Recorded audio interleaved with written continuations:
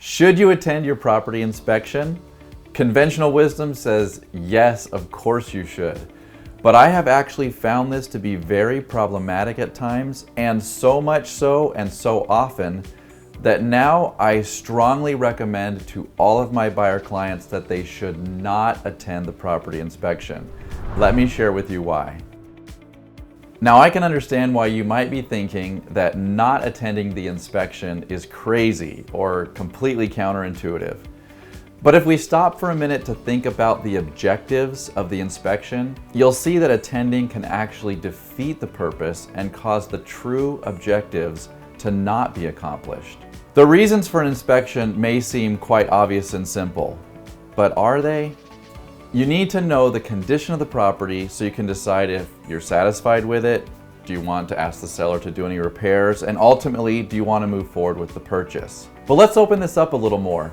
What you're really wanting is the inspector to notice or find things that you don't see on the surface. You already know the general condition of the home because you've been there and you've looked for anything that you weren't going to be satisfied with. So you're expecting the inspector as a professional to have a vantage point that you don't have, to pull out that magnifying glass, so to speak, and identify things that you wouldn't have noticed on your own. Okay, yeah, so why not attend the inspection then? Reason number one, you'll distract the inspector.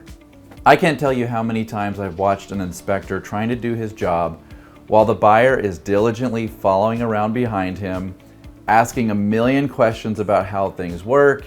Is such and such good or bad? Is this a high quality material? And well, you get the picture. Think about what's really happening here.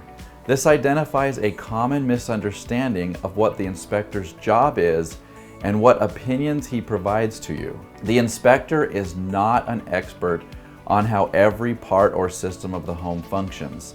In fact, it's clear that an inspector is looking mostly for symptoms of problems, and we know this because if he suspects something may not be functioning correctly, the report will say something like, further evaluation and repair or replacement will be needed by a qualified contractor, or this particular item is, quote, in need of some attention or repair. My point on this is that asking him about whether something is a nice feature or a high quality product provides you absolutely no value. And instead, you're simply making it harder for the inspector to do what you're most hoping that he will do, which, as I mentioned, is find things that you wouldn't have known about on your own. Better to just leave him completely alone and let him get to work for you. Reason number two, the written report is all that matters. This brings us to by far the biggest potential problem I have seen from buyers attending the property inspection. It is natural at the end of the inspection to ask the inspector, so what do you think? Is this a good home? Is there anything I should be worried about? Let's pause here for a second and consider these questions from the inspector's perspective. First, there is no precise way of him answering the what do you think question or the is this a good home question. What is good to one may be terrible to another, and conditions that scare the heck out of one buyer may be perfectly acceptable to another. So you'll almost never hear an inspector provide a specific opinion on this. Yes, he'll answer the question, but his reply will be vague, again giving you no value. What about items he noticed that you should be aware of? This is what you really want to know. The critical thing to remember on this is that you cannot rely on anything the inspector tells you verbally. I have seen times when that little post-inspection powwow happens at the curb, you know, with the buyer and the inspector, where the buyers ask the type of questions that I'm mentioning.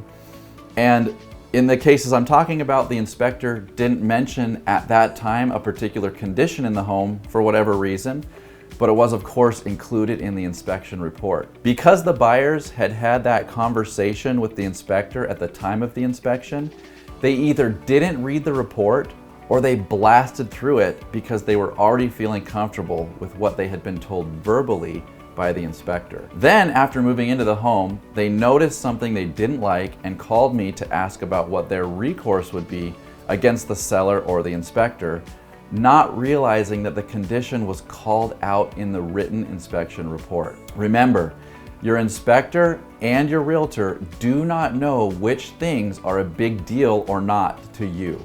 The bottom line is that nothing the inspector says to you verbally even matters. Only the written report matters. In fact, the inspector could tell you verbally the exact opposite of what he puts into the report, and it would ultimately be the contents of the report that would carry the day in the end. There's one last thing we should cover before ending this video. There's another common misunderstanding that is very important to be aware of. So I provide you this as a bonus tip. The inspection is not a warranty. Some people believe that the inspection report protects them against any problems they might find later in the home. While the inspection report does provide information and does come with some protection against gross negligence by the inspector, it is not a guarantee. Check out this common clause that comes directly from the inspection report from one of my recent transactions. Client understands that the inspection and inspection report do not in any way constitute a guarantee, warranty of merchantability or fitness for a particular purpose, express or implied warranty, or insurance policy.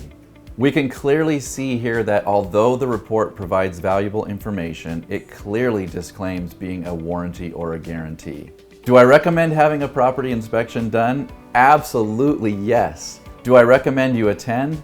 No. Use those 3 or 4 hours to do something better with your time, such as searching for the new furniture, thinking through how you'll decorate the place, or doing something else that you love. Now, if you still feel that your presence at the inspection is a must, just make sure you don't make any of the mistakes that I've mentioned. Either way, when the report comes, read it thoroughly so you know exactly what the inspector is trying to tell you. If you keep these things in mind, you'll capture the value of having an inspection in the first place, and you'll avoid the potential pitfalls that I've seen impact other buyers.